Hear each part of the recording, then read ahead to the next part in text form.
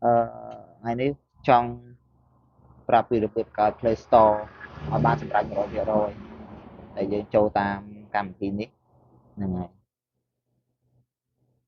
ហើយយើងចូលមកវាយពាក្យខាង Google Messenger មកហ្នឹងហើយ Google Messenger ខ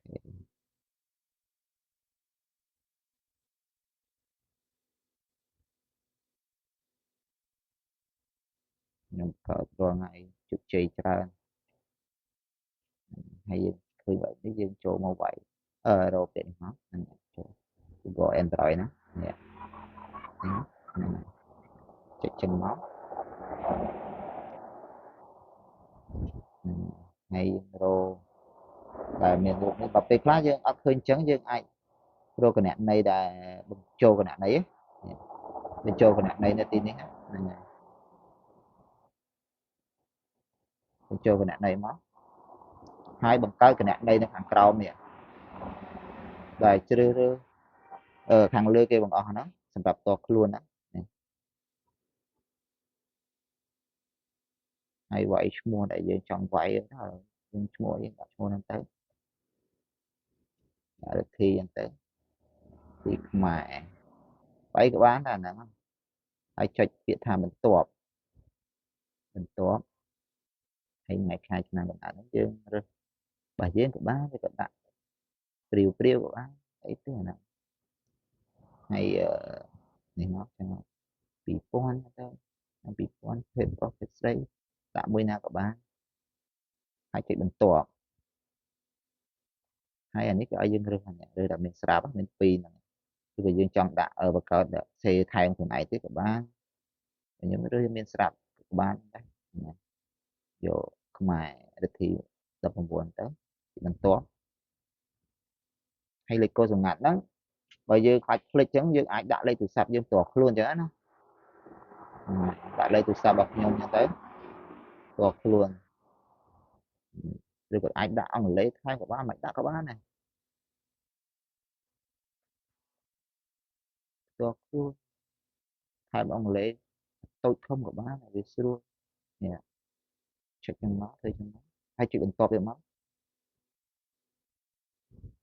ដល់ចំណុចនេះលេខទូរស័ព្ទដែលយើងដាក់ហ្នឹងតើតលេខណាដែលបានបង្កើតឬក៏បង្កើតហើយយូរក៏អាចយើងដាក់បានដល់ទៅចឹងណាចេញយកលេខ smart យកមកដាក់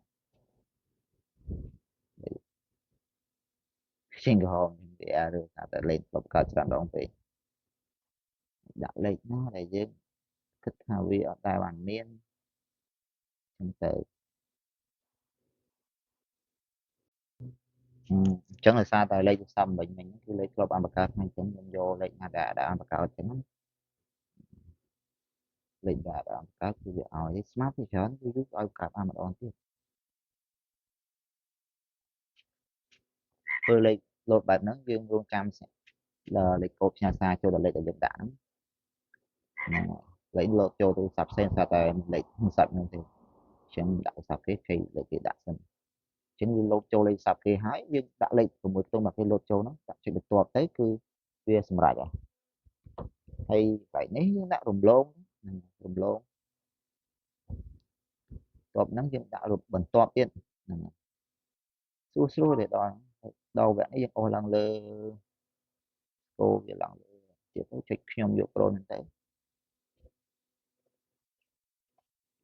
វានឹងចេញបែបនេះចេញបែបនេះអាកន្លែងអក្សរ អនេះដែលនេះហ្នឹងគឺយើងចុចរកវាហើយច្រើនរូបភាពអក្សរ អនេះហ្នឹងហើយយើងចុចវាដើម្បីតាំងរូបភាពបញ្ចូលរូបភាពគម្របព័ត៌មានអញ្ចឹងណាចុចតាមហ្នឹងទៅហ្នឹងហើយយើងរើសរូបភាពណាក៏បានដែរអត់អីទេរូបភាពចុចខ្ញុំយកខាងលើគេរូបនេះ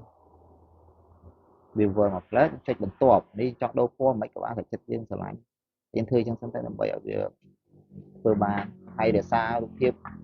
ព័ត៌មានចឹងមក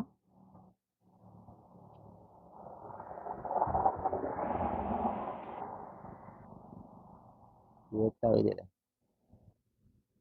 នេះយើងចុចខ្វែងខាង លើខាងនេះតិចខ្វែងមកហ្នឹងហើយយើងចូលមកការគ្រប់គ្រងគណនី Google របស់អ្នកហ្នឹងចុចត្រង់ទៀតមកហ្នឹងធ្វើដល់ចំណុចនេះចេះអីយើងអាចខ្វែងចោលបានអីទេហើយរើសពាក្យថាទិន្នន័យនិងឯកជនភាពហ្នឹងមកឬយកពាក្យហ្នឹងហ្នឹងហើយតបវាមានចុះពីនេះមកវាមានចូល2លេខលេងទី3ចូល2ចុច1ចេញពិនិត្យមើលការណែនាំចុចតបហើយអូសវាឡើងលើយើងចុចសញ្ញាព្រួយនេះមកហ្នឹង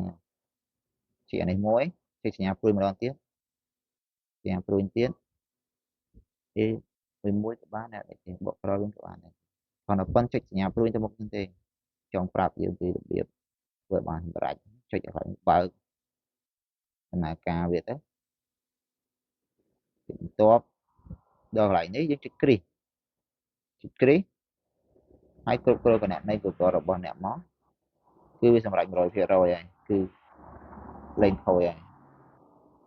គឺមានតែប៉ុណ្ណឹងយើងអាចយកទៅដាក់ចូលទូរស័ព្ទប្រើបានហើយ login ប្រើបានហើយតែនៅដែលវាជាប់ទៀតយើងអាចគ្រាន់តែដាក់លេខកូដដែលយើងដាក់មិញហ្នឹងលេខកូដឲ្យរៀបចំឲ្យត្រឹមត្រូវទៅគឺបានខ្ញុំធ្វើអញ្ចឹងរាល់ថ្ងៃគឺបានសម្រេច 100% រហូតអរគុណវីដេអូមានតែប៉ុណ្្នឹងឯង